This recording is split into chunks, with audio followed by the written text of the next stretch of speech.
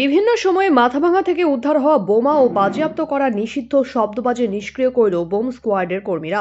শুক্রবার মাথাভাঙার সুটুঙ্গা নদীর তীরে এই বোমগুলি নিষ্ক্রিয় করা হয়। জানা গিয়েছে এদিন 5টি বোমাসহ নিষিদ্ধ শব্দবাজি নিষ্ক্রিয় করা হয়। এদিন সেগুলি নিষ্ক্রিয় করতে আলিপুরদুয়ার থেকে বোম স্কোয়াডের কর্মীরা আসে। পুলিশ কর্মী ছাড়াও সেখানে উপস্থিত ছিলেন দমকল ও স্বাস্থ্য দফতরের কর্মীরা। মাথাভাঙা থানার পুলিশ সূত্রে খবর, বিভিন্ন সময়ে মাথাভাঙার বিভিন্ন জায়গায় অভিযান চালিয়ে নিষিদ্ধ শব্দবাজি বাজেয়াপ্ত করা হয়েছে ও বোম উদ্ধার করা হয়েছে।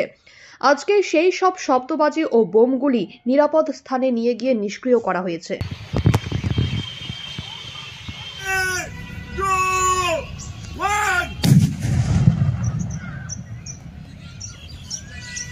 যদি এখনও আমাদের খবরের দর্পণ চ্যানেলটি সাবস্ক্রাইব না করে থাকেন তাহলে এখনই সাবস্ক্রাইব করুন, সঙ্গে বেল বাটনটি ক্লিক করুন আর পেয়ে যান সব খবরের দ্রুত ভিডিও আপডেট।